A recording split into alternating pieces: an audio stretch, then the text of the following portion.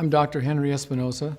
I'm a periodontist. I'm in private practice in Albuquerque, New Mexico for 38 years.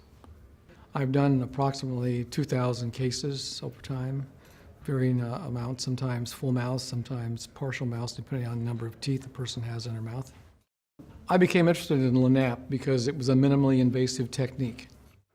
And periodontics, there is a sense that it's something invasive. It's cutting, it's stitching, it's a surgery, so it's scary for patients. A lot of times they turn away from it or don't want it because it's hard on them. So finding a technique that is gentle and can do a thorough job of disinfecting and really regenerating tissues is a boon. The most beneficial thing is that you can treat the mouth thoroughly, the entire mouth, in a short period of time. Within 1 or 2 appointments, you can get them into a very good control. And the second thing is that it's minimally invasive, so they don't suffer a lot. They start to heal pretty quickly, and they're not in very much discomfort. We do alter the diet naturally in the first week to 10 days, but that's something that is not a long-term thing, so it doesn't upset them very much. And we get very, very nice results with it. Conventional techniques with cutting, stitching, flapping the techniques, bone grafting and all that, really can't do that on some patients that are elderly. You can't do it on patients that are diseased.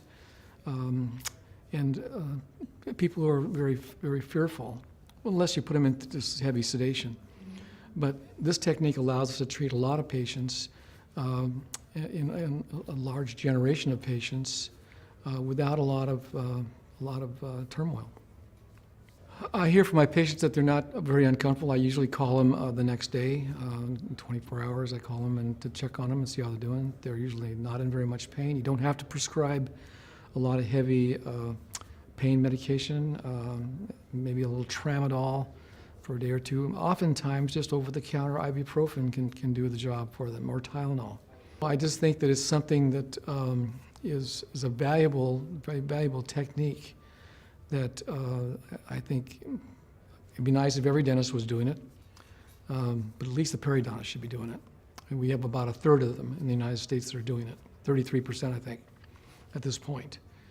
But everyone I know that's a periodontist that does this technique is very satisfied with the technique.